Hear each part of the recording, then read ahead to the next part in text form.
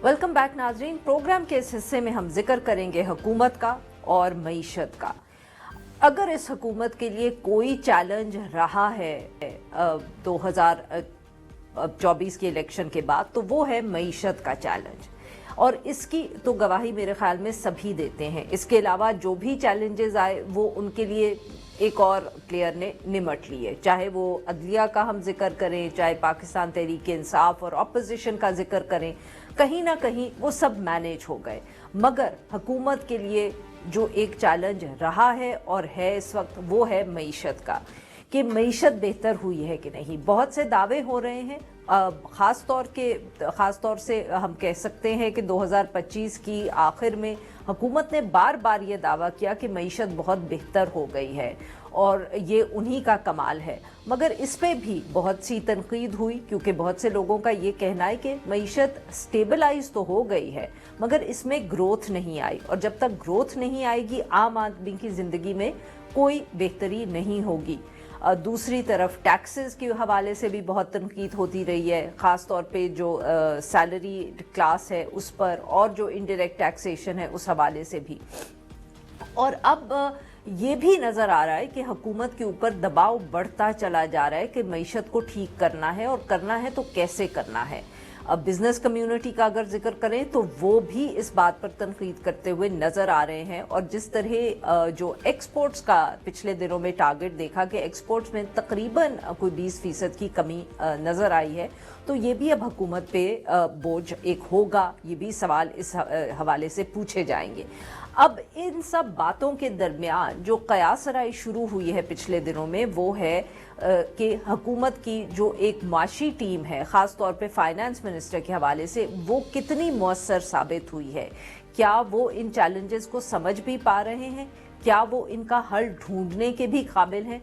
और फिर बात यहाँ से भी आगे बढ़ी और बहुत से लोगों ने ये कहना शुरू कर दिया कि शायद इससे बेहतर तो इसहाक डार साहब ही वज़ीर ख़जाना रहते तो बेहतर होता।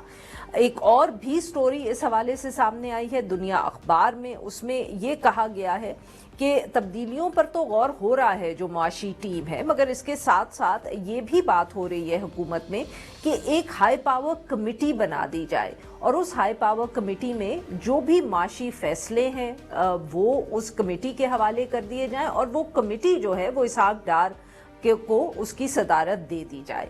बात मगर फिर वहीं आके रुक रही है कि माशी हवाले से कुछ तब्दीलियां डिस्कस हो रही हैं या मुतवक्के हैं। इन सारे इश्यूज पे बात करने के लिए आज हमारे साथ मौजूद सनाउल्लाह खान साहब, सीनियर सहाफ़ी हैं, माशी अमूर पे बहुत गहरी नज़र रखते हैं। वेलकम टू द शो सना साहब। अच्छा सनाउल्लाह साहब, सबसे पहले तो ये बताइएगा सर कि ये इतनी कयासराई हो क्यों रही है माशी टीम के हवाले से?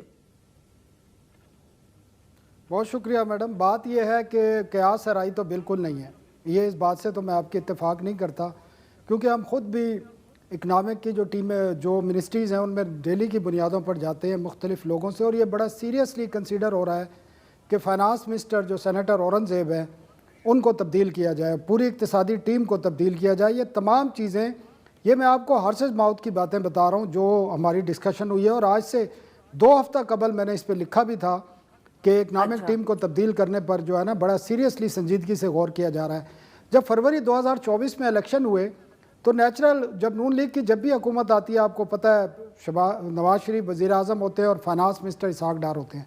लेकिन इस दफ़ा जब टीम बनी और एक बिल्कुल एक नया चेहरा सामने आया, एक बैंकर को लेके आए, जिस तरह माजी में भी कुछ बैंकर आते रहे हैं, और उसके बाद जो इक़दाम किए, जो पहला इक़दाम हुआ वो पाकिस्तान का जो रुपया है उसकी डिप्रिसिएशन थी, वो गिरना शुरू हुआ, और उसके बाद जो इन्फ्लेशन का एक तूफ़ान आया, आपने देखा इस मुल्क में 40% इन्फ्लेशन भी हुआ फरवरी के इंतखाबात के बाद। तो इस किस्म की सिचुएशन का सामना करना पड़ा। फिर अब यह सिचुएशन है कि हुकूमत बेशक जैसी भी है, एक सियासी हुकूमत है, एक प्राइम मिनिस्टर है, उसकी कैबिनेट है, इनको जवाबदेह होना होता है।